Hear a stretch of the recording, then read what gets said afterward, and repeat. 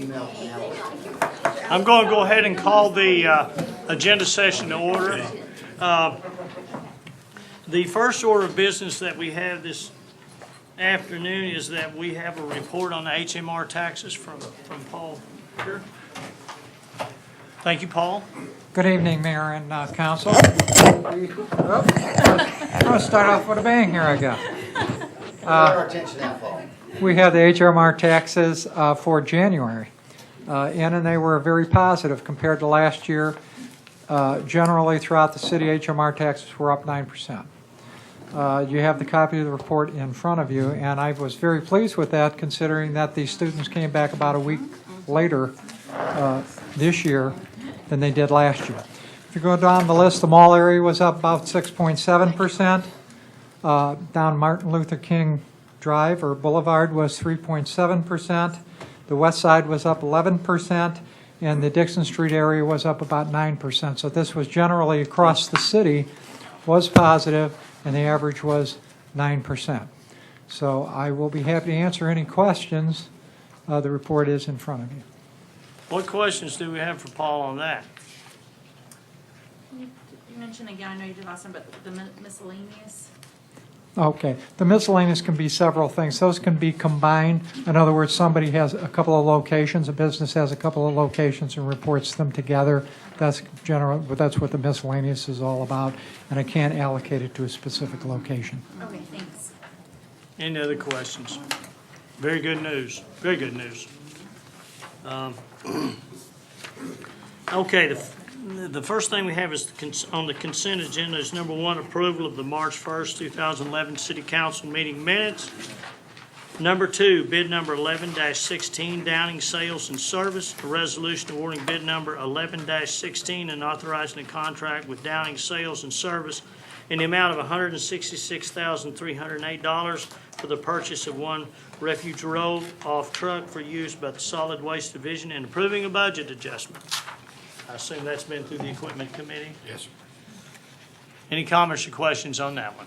All right, number three.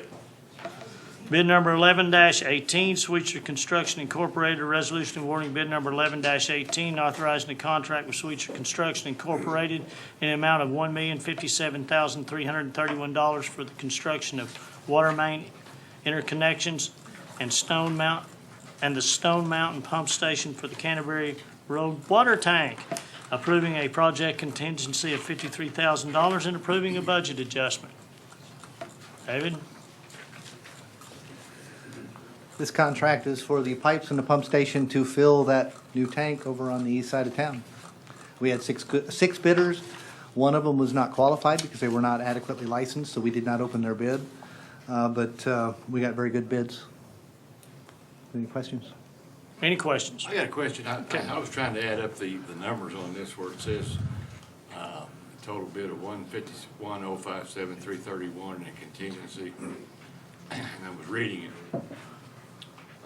When I look at the budget adjustment attached, the $41,128 remaining, that's going to be used also. Is that correct? 'Cause I couldn't get the 529,255, 488, 127, and 53,000 to come out to 1,057,339. We've got some remaining contingency within the tank construction project itself. So we have some covering for the construction of the tank because that project is still underway. I honestly can't, I'd have to run the numbers again to answer your very specific question, and I'd be happy to do that. But I know that there are more funds in the project than we're specifically spending here because we do have that other construction contract in process. Okay. Good? Yeah. Okay, we'll get you those numbers. Anybody else? Okay, number four, Instituform Technologies Incorporated, a resolution approving a contract extension with Instituform Technologies Incorporated in the amount of $330,000 for cured in place sanitary sewer linings. David? We do an annual contract for repairing sewer lines without excavation, and that's the Instituform contract. We bid this several years ago. The prices are the same as they were several years ago when we initially bid this. And this is what we do to eliminate problems that we identified through the course of maintenance. If we have a sewer backup, if we have root blockages that are recurring, and this is the most cost-effective way to fix the sewer line, this is what we do. Any questions for David on that? Okay, number 5, bid number 11-20, North Point Ford, a resolution awarding bid number 11-20 and authorizing a contract with North Point Ford in the amount of $90,020 for the purchase of 2 Ford F-250 heavy-duty pickup trucks for the use by the fire department, approving budget adjustment.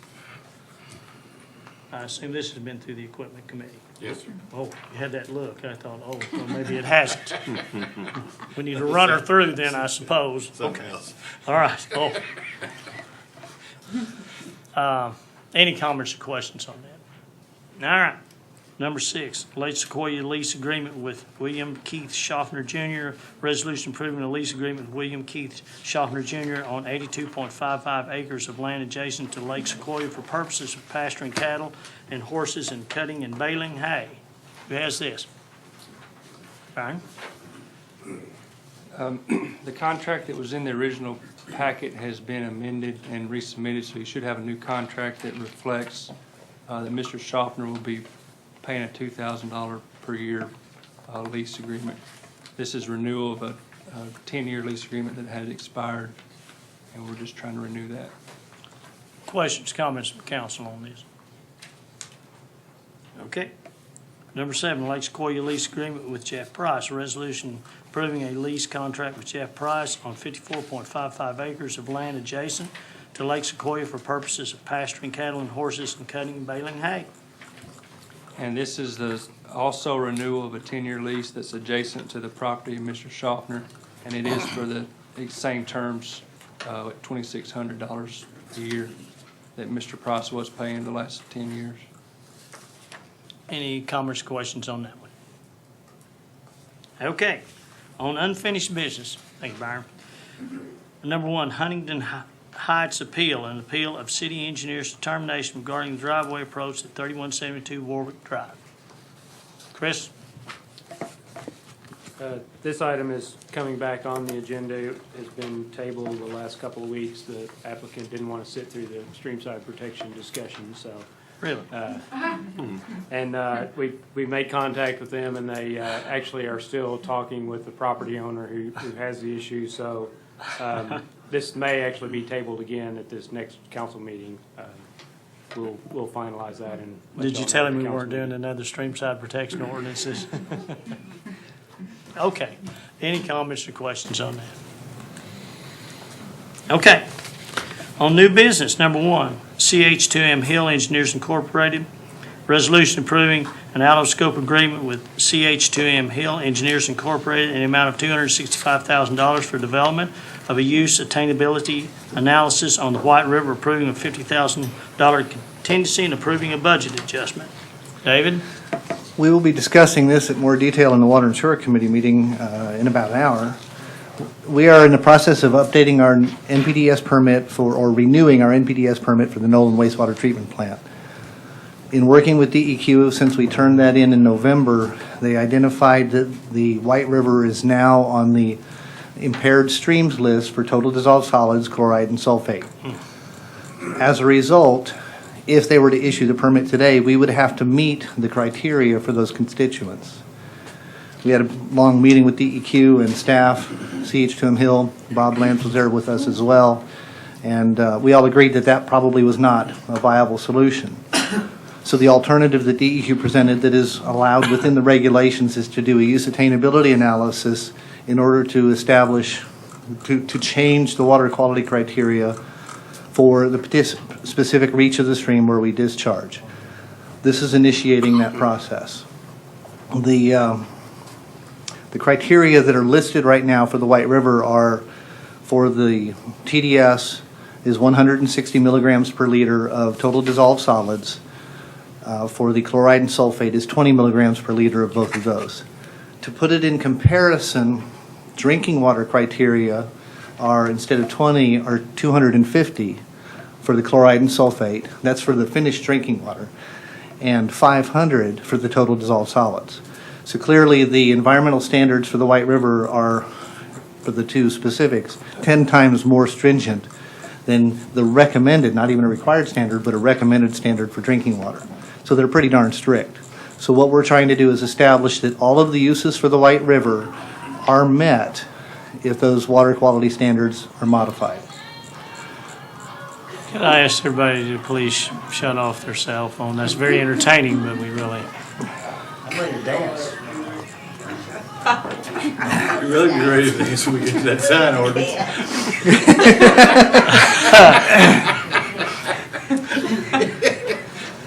Thank you all for, very good, Bobby. One of the things we're trying to do in this, there's really three firms that are the most qualified to do this work. CH2M Hill actually wrote the two most recent manuals of practice on a national level of how to do this type of work. FTN has performed the most recent stream studies in the state of Arkansas. And what we're looking at is actually what we're presenting tonight is actually a combination of those two teams working together, going through our contract with CH2M Hill. And frankly, it's both quicker and we have more leverage because we have the other contract with them that we can do this. So that if somebody wants to slow down, I can thump on them, honestly. We've got leverage with them. And they are very qualified to do the work. So we've been spending the last 3 or 4 weeks putting together this out-of-scope agreement and the other components of what we're going to have to do to perform the use sustainability analysis. What questions do we have for David? Yes, Bobby. David, you mentioned in the narrative section of this, it mentioned that Huntsville, I believe, and Jonesboro had some similar work done. Do you have any idea what their work cost? Huntsville has not gone through this process. They have actually being issued, this was just, the last draft was just published and comment received last week, and they are being issued a permit that has monitoring requirements for these constituents, but they are not going through this use sustainability analysis process. Frankly, I think that Huntsville is going to get a very strict permit in 3 years, and that they are in a very, very high-risk position. When the first draft came out about 1.5 years ago to Huntsville, there was a great deal of discussion that was involved in, and Butterball, it was simply said that they could not meet the permit requirements that were listed. Jonesboro has gone through this process, and they executed a couple of contracts, one with FTN, and then one with Mitchell Williams, a law firm that actually presented the petition to the commission. The price for their project was, I think that I did talk to them specifically, and I think that the price for their use attainability analysis itself was about $200,000, and then they figured that the price for the attorney contract would be about $50,000. When we evaluated our situation compared to Huntsville, compared to Jonesboro, they're discharging into a stream that they had to sample upstream and downstream from the effluent at 2 different locations, but it was a continuous river. Unfortunately, ours is more difficult because we're just below the confluence of the White, the Middle, and the main forks of the White River, and so it makes it more challenging for sampling. So we're having to sample at more locations upstream from us as well as 2 downstream. That more complicated sampling ended up driving up the cost of this project for us to actually do the river analysis. And what the analysis is it looks at the benthic layer, the organisms within the sediment, microinvertebrates that are within the actual water, and then invertebrates within the water. So it evaluates all of the living beasties that are in that whole above and below water in the stream. I had originally thought the cost would be about $200,000 for the study, but then when we saw the complexities that we have compared to what Jonesboro had, that's why the cost is higher than what Jonesboro had to pay. I did, in fact, look at that for a couple of other places that have done this. Alcoa has gone through this, and Jonesboro has gone through this process. Do you expect, we're spending millions already on monitoring for phosphates, nitrogen, nutrients, and then we get a new list of things. How are you able to budget to prognosticate what's coming down the road when we keep getting hit with this? I mean, we're talking, this is running into millions of dollars, and from the time that we agreed to do a sales tax, I don't remember seeing the cost of millions of dollars, so obviously we didn't know we were gonna have to do as much as we've done. Do you foresee this ever slowing down? Because I noticed that, and I read the statewide newspaper, I don't see much of this in the other communities in the state. I just wonder if we get hit harder up here. In this case, we're not getting hit harder. This is a statewide issue, and ADEQ acknowledged that this is actually a statewide issue that is just really coming to a head right now. They said they're mandated to do it by the feds. Well, it is in the regulations, so, but DEQ is the one that originally put it in the regulations a couple of decades ago. But that's where it went into the water quality standards, but it had not really become an issue until these last round of permits.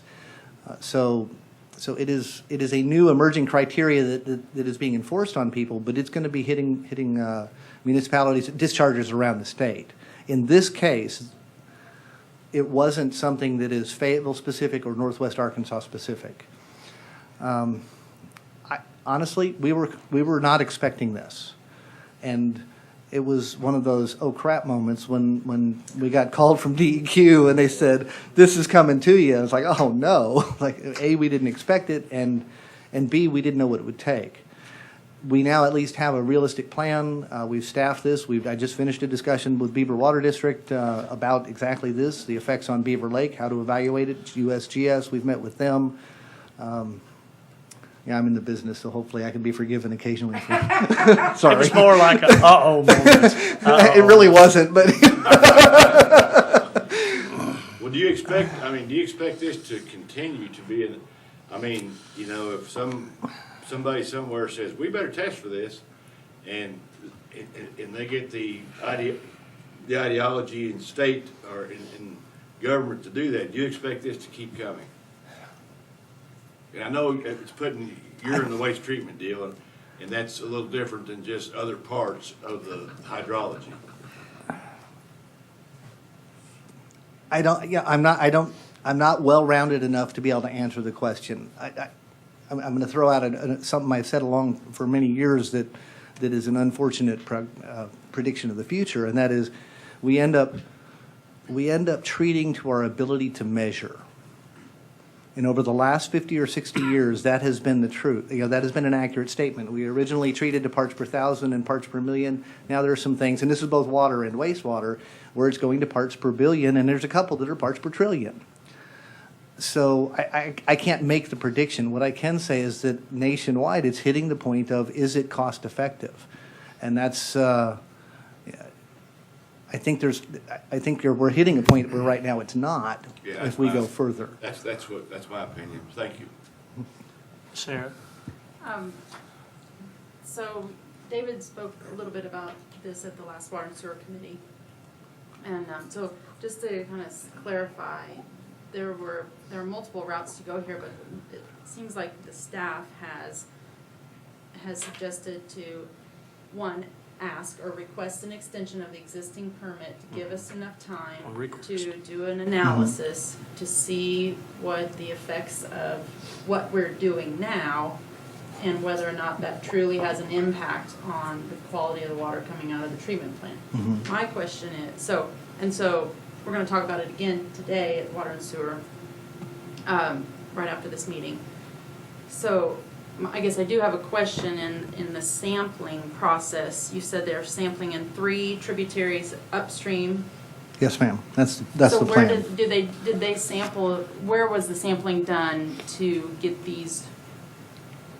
Well, where is the sampling done now? There are several specific. Not just out in the attainment, but. There are several standard sampling points for the White River, and they are the USGS sampling points. One is at Wyman Bridge, that's on the West Fork.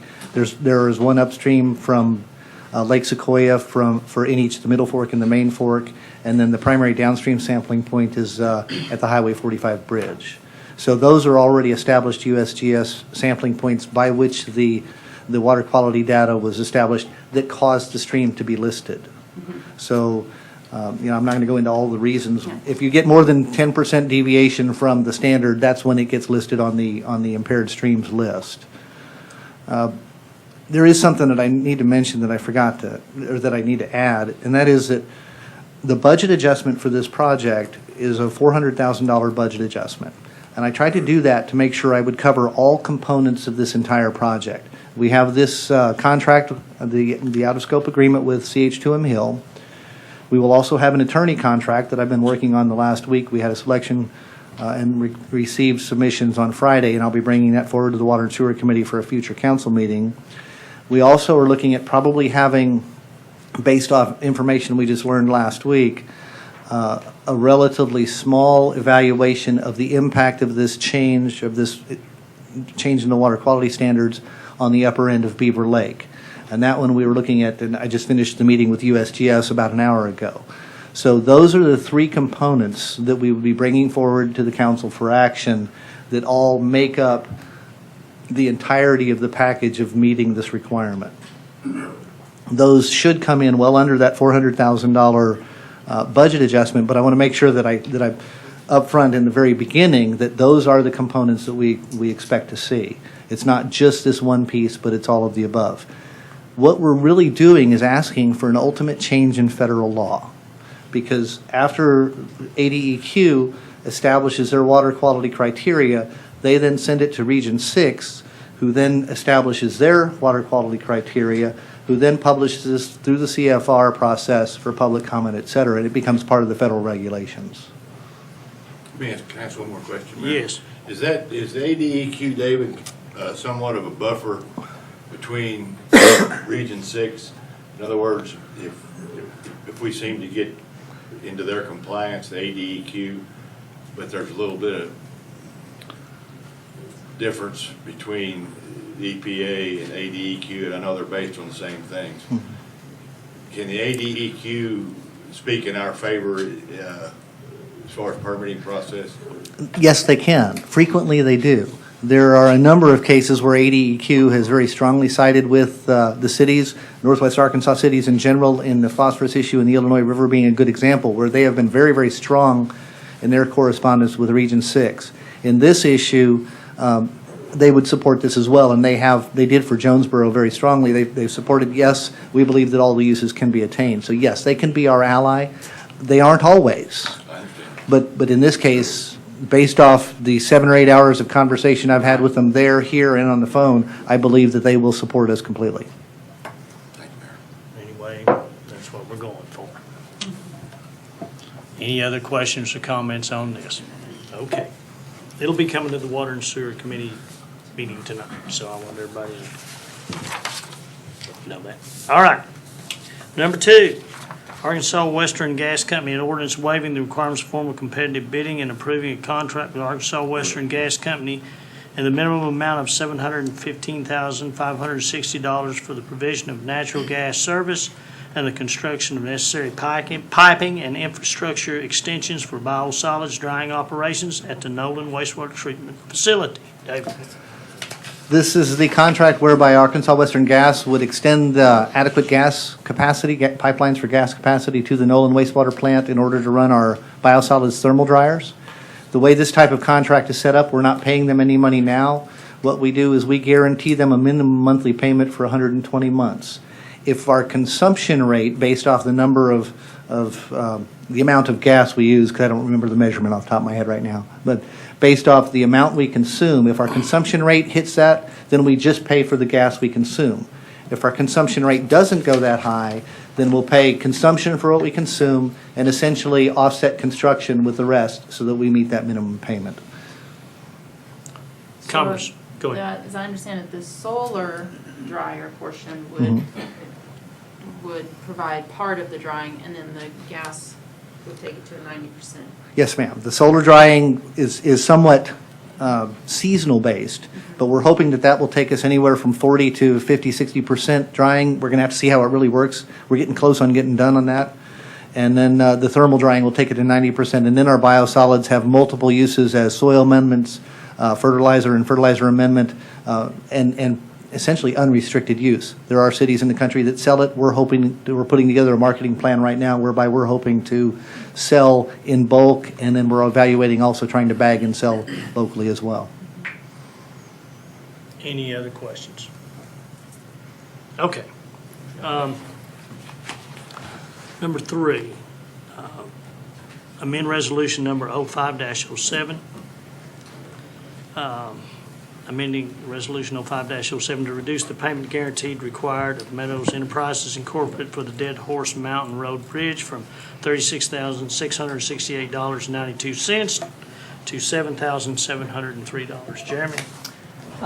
In the early 2000s, the Planning Commission set up a bridge assessment district for areas out in the southeast part of town near the West Fork of the White River Dead Horse Mountain Road Bridge.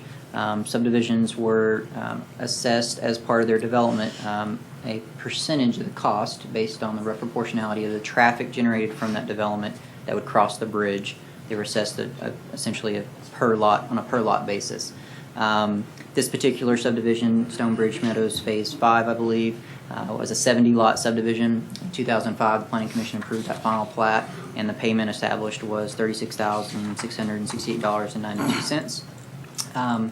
Most of those payments are usually received by check. It goes into an escrow account, and when the project's completed, it's transferred into that account to offset any costs that we have. Almost never is the full cost recovered because we've never collected for that amount of time, but it can offset some of the city's cost.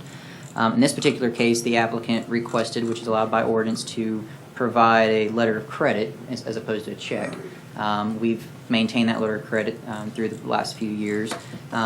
As you all know, that project was completed, I believe, last year by HTD, and so we were completing that paperwork to assign those monies and actually either call on the letter of credit or get a check from the property owner. When we started that process, the property owner or the original developer and his attorney rightly asked us, is this the correct amount? And so when we started looking at it, the percentage was based on an estimated cost of $2.2 million that we estimated for the bridge cost. We actually partnered with HTD for that construction, so our cost came down significantly. The overall cost was about $1.5 million. I believe the city's cost was in the $300,000 to $400,000 range. So we felt it appropriate and the right thing to do to use the same percentage, but of the number we were actually out, the city was out, as opposed to a number that we had estimated without knowing the true cost. So that significantly drops the cost to $7,703, but we feel that's the correct thing to do in this particular case. What that requires is an amendment to the resolution that the council passed back in 2005 to reduce this amount. And as you'll notice in the resolution, I believe at the end of April, that payment would be due to us, which we would then transfer into that account. And so we're recommending approval of the amendment to the resolution. Quick, Brenda. I don't have any questions, but, I mean, this seems pretty straightforward. Could we not put this on consent? Anybody have any problems with it? We just want to make sure you understood all the facts and Yeah. factors about it. Right. Man, I didn't have a problem with consent, but I wanted y'all to be sure that, Yeah. everybody good with it? Sure. Well, we'll put it on consent. Thank you very much. Thank you, Brenda. For the record, my phone was on vibrate, and I don't know how that. I sincerely apologize. Well, it was very entertaining, Jim. Well, actually, no one would have known whose it was unless you had admitted that. I'm pretty cool about As it. an officer of the court, I'm compelled to admit. Thank you. Thank you.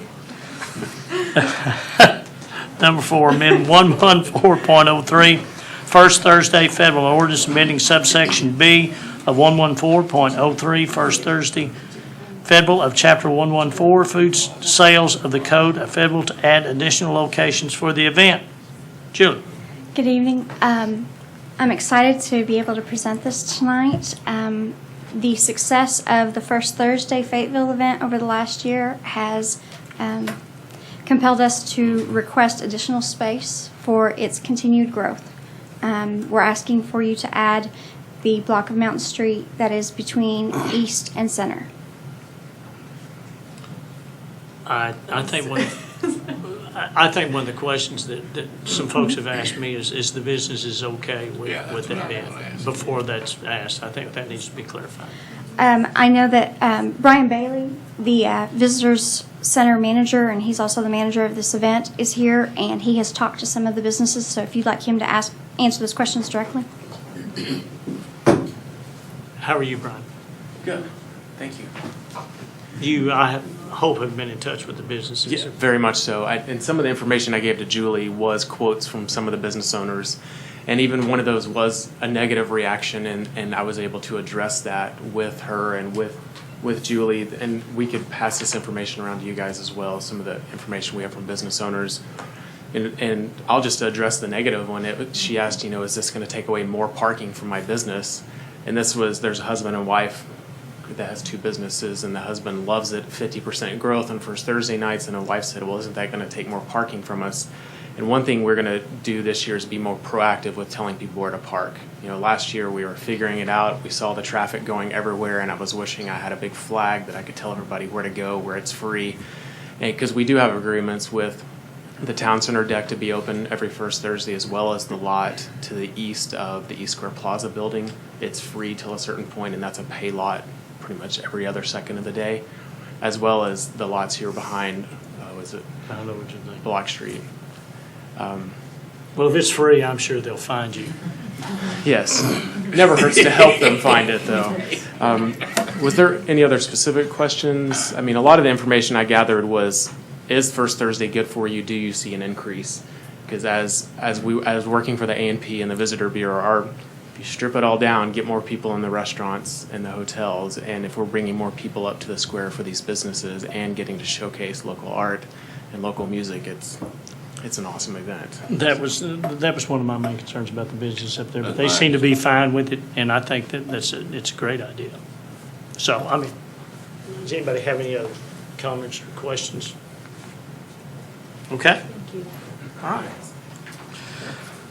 Oh, yes. Number 5, amend 117.102, pedicab permitted zone of operation and approved fixed routes.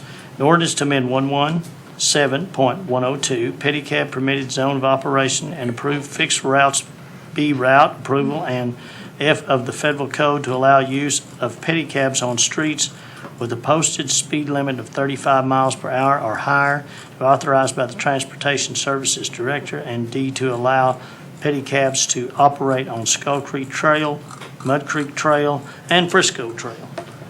Matthew, was this your? Yes, thank you, Mayor. You're very welcome.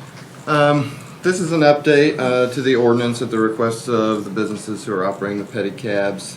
If you recall, whenever we passed this, we basically hard-coded the ordinance to not allow their operation on any street with a posted speed limit of 35 miles per hour.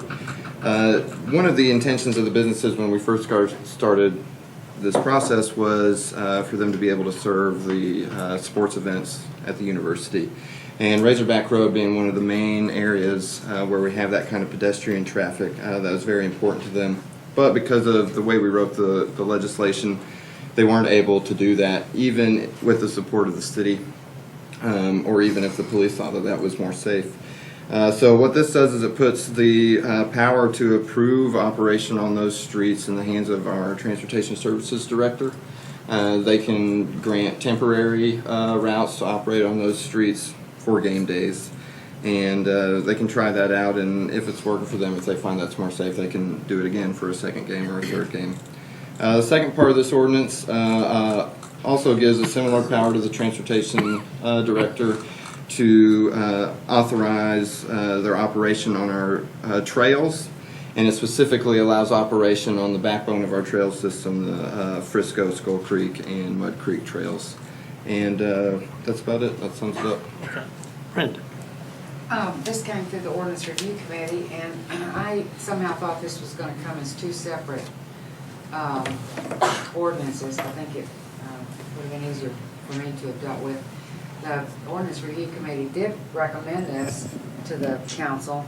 However, I'm on that committee, and I've had some contacts about the second part of this, which concern me. I'm not going to be at Tuesday's meeting. So I hope this does get left on the first reading or second till I get back.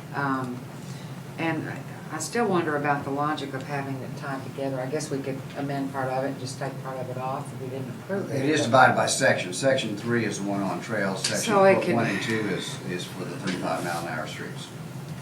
I was requested to do that by Alderman Petty. He wanted it together. Okay. I made that request because those were the 2 items I brought forward that did receive approval for the ordinance I review know committee. that. Yeah, okay. I would like to note that after the ordinance review committee, which I did attend, I was asked some questions by Parks and also our Trails person, Matt, whoever you have to be back there. Win back there. And it was about a new federal regulation to enforce the Americans with Disabilities Act in cities. And they had heard that they were concerned that this new regulation required that golf carts be allowed on city trails. Of course, we have restricted anybody, golf carts, any other vehicle approximately that size for city trails. And so I told them, as it currently sits, I thought we were okay because we had, I felt, legitimate safety concerns to prohibit golf carts from being on the trails because the trails were not built or designed to be big enough for that. There are several narrow sections, especially tunnels and fairly blind corners under bridges and stuff. You have pedestrians walking ahead of you. If you're in a golf cart, you'd have to go out clearly on the other oncoming traffic lane to pass. So I felt like we were in pretty good shape, but then as I considered the possibility of now opening up virtually the entire trail system to pedicabs, which are approximately the same size as golf cart, it did make me concerned, and so I have written a short memo to you dated today. I'd like you to read it, please. I'm not definitely saying that, if this happens, the sky will fall. There are provisions in here where the traffic services, the transportation services director can cause the closure of certain portions of the trail to pedicabs for safety issues. And I would expect that in light of our ADA issue and other things that our traffic services director looks very closely at that. Because otherwise we might have some problems with the Americans with Disabilities Act. And so please read the memo I have there. The entire rule I had to look at was like 30 pages. I'll be happy to give that to you if you'd like to read it. It was real wonderful reading. If anybody's read federal regulations, they're fun. They're always fascinating. But anyway, would you please look at that in the meeting? I'm sorry I didn't get it to you any earlier than today, but it should be in your packet when it goes out in the final. And also, I think I gave you a hard copy of this today. Any questions for anything? Don?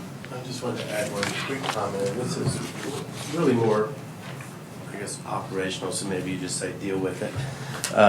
But our trails are constructed by the Transportation Division, and once they're complete, they're handed to the Parks Department for management and ongoing items with it. So the one thing that I just want to make sure that we have is we have Terry's position designated as the person who makes the designation, when in reality Parks Division and Connie is the one who's really dealing with events like event requests for use for marathons and items on usage to park connectivity. So it's just something I want you to consider of, is that the right role to make the decision?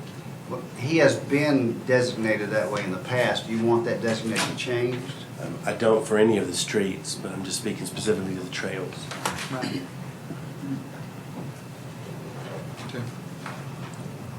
Okay. Everybody good? All right. Any other comments or questions on this? Just one question about that. So, Don, complaints about the trails, questions about danger on the trails, those go to Connie? Is that, where does the city direct use people who are using Once we it? open it for use, Parks and Recreation and that structure handles it from that point forward. Thank you. Thank you, Mayor. You're welcome. Anybody else? Okay, number 6, amend 174.03 exemptions. An ordinance to amend 174-03 exemptions of Chapter 174 signs of the Fayetteville Code to allow advertising on pedicabs. Had a little hard time getting that one out. Yes, Matthew. Well, this is a pretty straightforward ordinance. If passed, it would allow pedicabs to make a 6 square foot sign on the back of their cabs available for advertising. It does, in light of the ordinance we passed last year, which prohibited advertising in parks, does prohibit the pedicabs from displaying those advertisings while they're on our trails. But they would be able to, if passed, display those advertisements on the streets. Oh, so you're saying they wouldn't be allowed to advertise on the trails? That's correct, in order to be consistent with the ordinance we passed last year. Okay. You know, I think we'll talk a lot more about this at the meeting because we have differing opinions on the council. Yes. But for myself, when I look back at the development of the sign ordinance and what it intended to do for aesthetics as far as getting rid of billboards and getting rid of the high restaurant signs and those sorts of things, I think that was what was intended. And with the language that was developed for off-site signs, I think that some of the other advertisements got caught up in that. The council in the past, just a few years ago, agreed with that and made an exemption for taxi cabs, which we have another item about that tonight. And they also made an exemption for nonprofit bus systems like Ozark Regional Transit. So this is in keeping with that. I think there's a definite difference there from what was intended and what the ordinance actually does because of the way the language has been interpreted. But I guess we'll talk more about that on Tuesday. Brenda, I believe you had a comment you wanted to make. Oh, I just wanted to mention the Ordinance Review Committee did not recommend that to the council. But actually, you said that. Mm-hmm. Basically, the council wasn't in total agreement with that.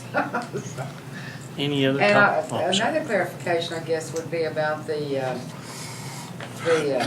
buses. That didn't really go through the council. Yes, it Did? went at the same time the taxi cab one was presented. They came through together.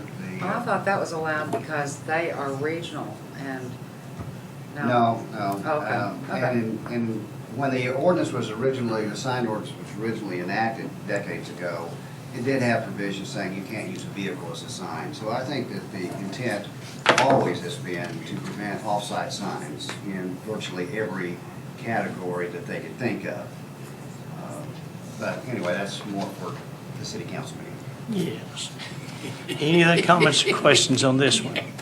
Which makes our next item even more special. Yay! Number 7, amend 117.47, advertising. An ordinance to amend 117.47, advertising of the federal code to remove authorization to place advertising signs on taxi cabs. Alderwoman Lewis, I believe this is yours.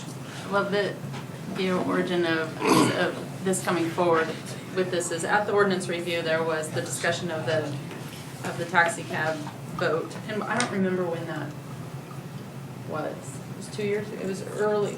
It was before you were an alderman. I think it's maybe 3 or 4 years ago now. Well, that was the point. It started probably, the discussion probably started before you were born, but we managed to. If I remember correctly, we spent a long time on that, but go ahead. Well, that was a point of contention, and it didn't seem very consistent, so I asked Kit to bring this forward, essentially saying, I would think that that having signs on vehicles, I agree with Kit's statement that having signs on vehicles threatens our sign ordinance, and I was asked, and I've said this before multiple times at multiple events during my campaign to protect the sign ordinance and it because it's a unique quality about Fayetteville. So that's I brought this forward to bring it to the discussion as well. Okay. Brenda. And I've noticed that none of them have advertising on the backside. They've got space there advertising that they'll advertise, but they're not utilizing that. Apparently it's not popular, so. No, that was mentioned at the ordinance review. Yeah, and I just happened to notice one the other day. So. Bobby. Kid, how many times have we had legal action on sign ordinance? And besides the guy that had a sign, I think, that had something about a local politician going by on it, that took us to the Circuit Court of Appeals or something, and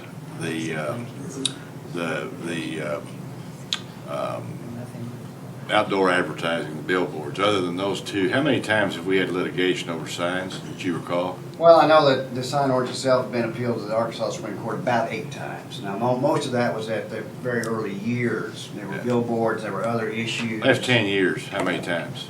Last 10 years, we were only sued for $10 million once, and he lost.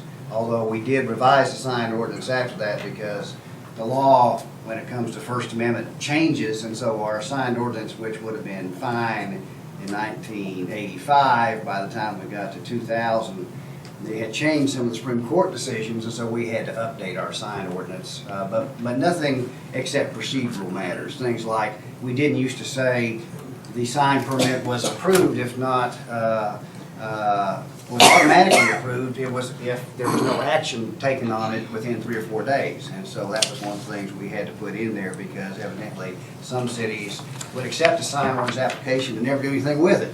The one you're talking about, though, the $10 million lawsuit, that was the one that had messages on it about a local politician, wasn't it? There was more to it than just... No, it wasn't just that. He had commercial but that was part of it, wasn't it? Well, the issue was his sign changed. Is it yes or no on whether there was a political message on his sign also?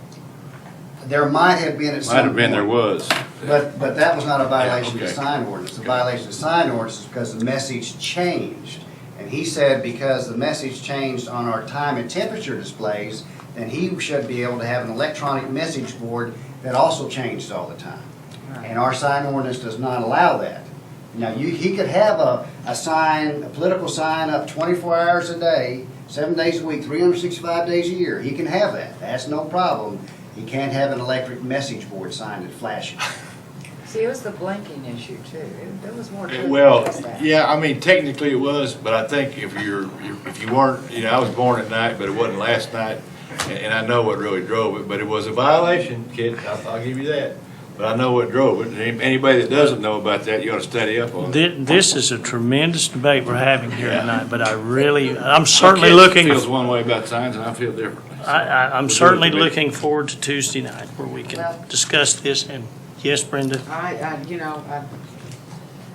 hate to miss a meeting, but I am gonna miss the meeting, but I sure hope that these issues are. I think that one will. That'd be a good rush through us. Yeah, you'd like that, wouldn't you? Okay. She knows I'm kidding. All right.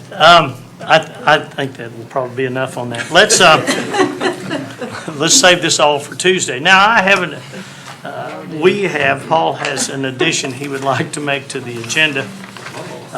Well, actually, it's probably the mayor's. Due to the, upturn that we've had over the last few months, since our revenues came in about $400,000 under budget, and I developed a plan last year when everything looked kind of a little bleaker than it does today. The plan that I brought forward to get us through last year was about $1 million cut in expenses. And so we were not down $1 million. We were down $400,000, but that was about $600,000 to the good. In addition, due to the excellent financial management of the divisions of this city, we were able to reduce planned expenditures an additional $1.6 million. Therefore, our total expense reduction was about $2.6 million. This resulted in a $2 million swing in operating results. Instead of using $1.1 million in reserves, we actually ended up with a surplus of $1.1 million. Therefore, what I am requesting the council, the staff who did not receive their raises in 2009, that those be reestablished and to restore those raises for 2009. Also, due to the excellent work of the employees, all the employees of this city, I'm requesting you all permanent city employees receive a service award check of $500 net money, rewarding all their hard work and the saving money and their savings of money over the last 2 years. And Paul will give you the more detail of that. So, Paul? Thank you, Mayor. As you remember, based on the quarterly report, which the mayor has summarized, we did do very well in expense control. First, there are employees that began back in 2009 that were frozen from any increases from July 1st to the end of 2009. The mayor would like to propose that those employees receive those merit increases that they should have received at that point in time right now and their anniversary date. So those employees who would have gotten raises in July, which will receive them starting this July, those in August, this August, etc. That will give everybody in the city on a more equal plane and try to equalize everyone. And as we know, since then, people have been held. But this will more or less equalize that. Now, that would cost, the cost of that alone would be about $67,000 to the general fund. Okay? There is a built-in impact that goes forward because once that's packed into the budget, that goes forward. That, of course, would not impact us in 2011. Roughly $67,000 would impact us in 2011. But in 2012, we would be looking at an increase to the general fund of about $140,000. However, on a fairness issue, the mayor believes that at this point in time, we should do that and restore those raises to those particular employees. Also, as service awards, and we're terming these service awards, and they're in recognition of the employees have worked here at the city for at least a year as of March 1st, 2011, and I'm sorry, but in the memo that I drafted, it said March 1st, 2010. It's March 1st, 2011. They would receive a net check of $500. That more or less recognizes their contribution to the city, to expense control, and the appreciation that they have lived with the conditions we have, which is a slow growth in the economy and a negative revenue coming in. Many of those employees have had to take on extra duties if we've frozen positions and not filled them. And this is in recognition of those things that they have dealt with along the way. The mayor felt this would be the most beneficial way to administrate it, and that would be $500 for everybody. So we help some of the employees on the lower salary ranks, treat them a little more generously on a percentage-wise than we do in the upper ranks. We felt that that would be fair.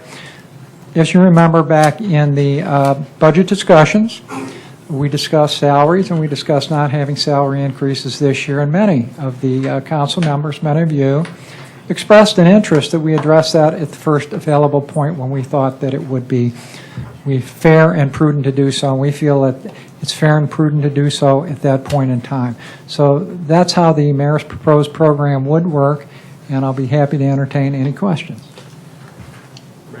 Can we put this on consent? We can. I mean, I will leave that up to you, Matthew.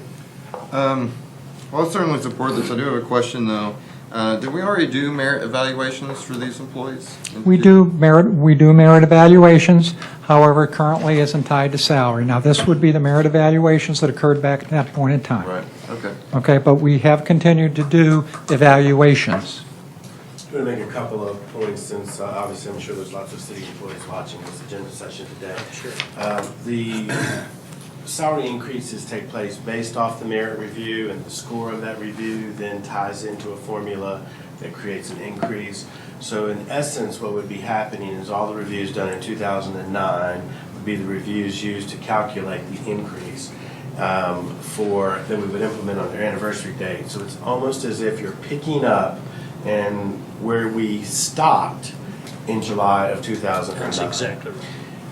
The other reason it's important to address this issue first is that ultimately we believe our goal should be to get to a single implementation date for all employees and not have half on a date, Right. January 1, and the other half based on anniversary dates. And in order to get to that method, we need to get rid of the problem, which is having the group July to December, which has not been handled yet. That's the other reason for looking at this group now. The point I want to make clear is that we are not raising the mayor's salary freeze, because once we deal with this July to December issue, then all employees are still frozen again. And the reason that that was done is because this is a benefit due to expense reduction, which became the new expense base in your 2011 budget. It isn't until we get revenue growth that is ongoing to fund new salary costs before we can look at that. If we continue to have expense reductions, we hope to be able to come back and look at another one-time option. And if we have revenue growth sustained, then that's when we would look at a more re-implementation of the salary program that the mayor would bring to you. The point I want to say publicly is to Paul and his team, all of the direct reports to me, Chief Tabor, all of his direct reports, Chief Dayringer and all of his direct reports, Kit, Sandra, their staffs, and Judge Moore and his staff with Dina, we believe took the mayor and the council's direction to really try to, one, save jobs first, to look for efficiency, improve technology, reduce duplication, create savings, and really challenge ourselves about what we spend. And I think they did a phenomenal job to do that. We asked them to hold jobs open, sometimes just 2 months. Can you give us 2 months of it to get salary dollar savings, which put burden on other workers? So we believe everyone participated in it. It's why we believe that there ought to be something for every individual. And we believe that before we could do that, we needed to address the people who never got their 09 increase, which is why they're the first part of this memo. So that's the other thing that I want to address is that this is permanent full-time and permanent part-time staff of the city. And the part-time portion is prorated based on the hours that they work. So while that dollar amount is there, it would be prorated for the part-time. But those that are classified as permanent employees, the city has multiple classifications, permanent and temporary. This is the permanent employee group that we're talking about in terms of its implementation. What question? Don, what's the, maybe I missed it, what's the proposed date for the annual award, or? We haven't really set one because we didn't know whether you would pass it. So if you pass it, we'll try to do it as probably what we talked about April. Mid-April. Mid-April, yeah. And one more question on the merit employees. That's all merit employees, salaried and hourly? Yes, sir. Okay. And it's the same net check amount. So if you're at the higher pay grades, myself, you get the same dollar amount as the person who may be at the lowest pay grade. And the thinking was that that group has had greater pressure in terms of some of the cost-related items, and we didn't want to get into those disparities. We just try to do it flat Straight across the across board, the board. everybody. Same for everybody. Again, can we put it on consent? It's up to you all. Let's leave it on. I think everybody here is in favor. I'd rather leave it on the agenda. Okay. Well, as long as you're sure everyone's in favor, since I'm not gonna be here. See, if we leave this, I'm gonna have to swap off and run that sign deal through.